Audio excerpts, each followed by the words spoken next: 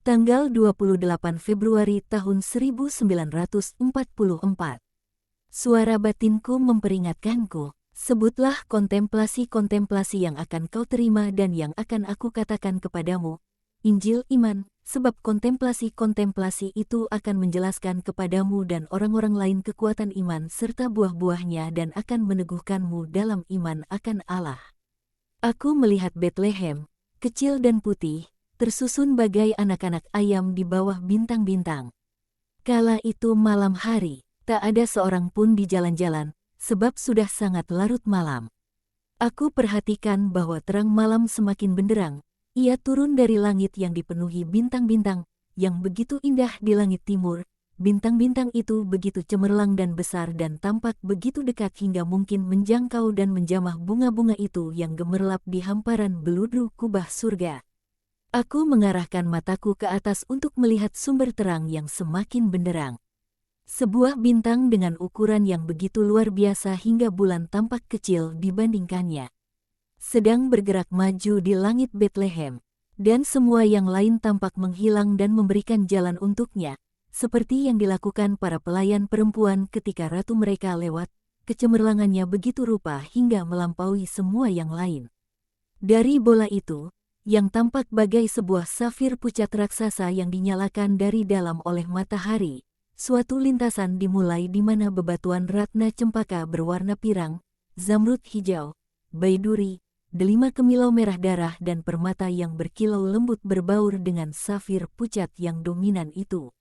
Segala bebatuan di bumi ada dalam lintasan itu yang menyapu langit dengan suatu gerak cepat dan bergelombang seolah lintasan itu hidup. Tapi warna yang menonjol adalah yang memancar dari bola bintang, warna safir pucat surgawi yang turun dan menjadikan rumah-rumah, jalanan-jalanan, tanah Betlehem, buayan juru selamat, tampak bagai perak biru. Betlehem bukan lagi kota miskin, yang menurut ukuran kita lebih kecil dari sebuah dusun pedesaan, melainkan suatu kota fantastis dari negeri dongeng, semuanya berwarna perak. Dan air di sumber-sumber mata air dan di bejana-bejana adalah bak berlian cair. Dan dengan pancaran cahaya yang lebih terang benderang bintang itu berhenti di atas sebuah rumah kecil di sisi paling sempit alun-alun.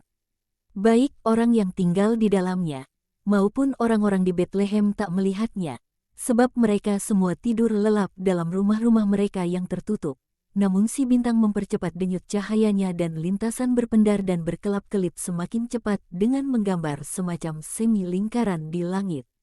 Langit menyala karena jaring bintang-bintang yang ditarik oleh lintasan, sebuah jaring penuh batu-batuan berharga yang bercahaya dan mewarnai bintang-bintang yang lain dengan warna-warni yang paling agung, seolah mereka mengkomunikasikan sukacitanya sendiri kepada mereka.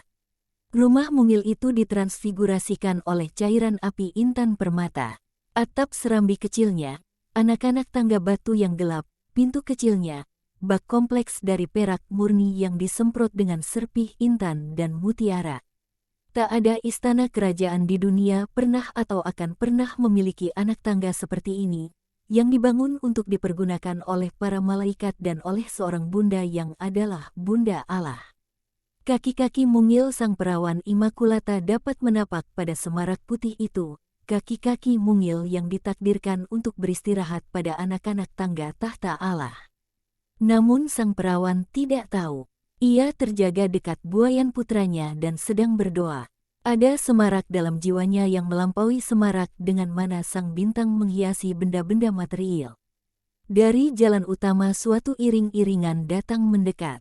Kuda-kuda berpakaian dibimbing dengan tangan, unta-unta tunggangan berpunuk satu dan unta-unta memuat para penunggang atau barang-barang bawaan.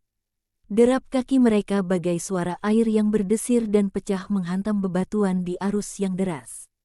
Ketika tiba di alun-alun, mereka semua berhenti. Iring-iringan, yang diterangi oleh bintang, adalah laksana suatu semarak fantasi. Pakaian-pakaian kuda dari para penunggang yang paling kaya, pakaian-pakaian dari para penunggangnya, wajah mereka, barang-barang bawaan mereka, semuanya kemilau dan terang bintang menambah semarak benda-benda logam, kulit, sutera, permata, mantel. Mata mereka berbinar dan mulut mereka tersenyum sebab suatu semarak lain bersinar dalam hati mereka, semarak suatu sukacita adikodrati. Sementara para hamba bergerak menuju karavansari, sama dengan penginapan dengan halaman dalam yang luas untuk menempatkan karavan bersama hewan-hewan mereka. 3 orang dari karavan turun dari hewan tunggangan mereka, yang segera diurus oleh seorang hamba, dan mereka berjalan mendekati rumah mungil itu. Dan mereka prostratio, menyentuh tanah dengan dahi mereka untuk mencium tanah. Mereka adalah 3 tokoh penguasa seperti jelas terlihat dari busana mereka yang sangat mewah. Salah seorang dari mereka, yang berkulit sangat gelap, yang turun dari seekor unta, membalut dirinya dalam sehelai siama, pakaian Ethiopia, sutera cemerlang, yang diikatkan erat pada pinggangnya dengan sebuah ikat pinggang berharga, di mana tergantung sebuah belati atau pedang dengan gagang bertatahkan permata. 2 orang lainnya, yang turun dari 2 kuda yang gagah, yang seorang mengenakan sehelai jubah indah bergaris-garis, dengan warna dominan kuning, yang didesain seperti sebuah mantel longgar yang panjang dengan tudung kepala dan selempang, yang tampak seperti sehelai renda emas oleh sebab penuh sulaman keemasan. Yang ketiga mengenakan sehelai baju sutera yang menggembung di atas celana panjang besar, yang sempit di pergelangan kaki. Ia membalut diri dengan sehelai selendang sangat indah yang mirip sebuah taman bunga. Begitu cerah bunga-bunga yang menghiasinya. Di atas kepalanya ada sebuah serban yang diikat dengan seutas rantai kecil berhiaskan berlian. Sesudah memberikan penghormatan kepada rumah di mana juru selamat berada, mereka bangkit dan menuju karavansari, alun-alun dan penginapan untuk karavan, yang telah diketuk pintunya oleh para hamba dan pintunya telah terbuka. Dan penglihatan berakhir di sini. Penglihatan dimulai kembali, 3 jam kemudian, dengan peristiwa para Majus bersembah sujud di hadapan Yesus.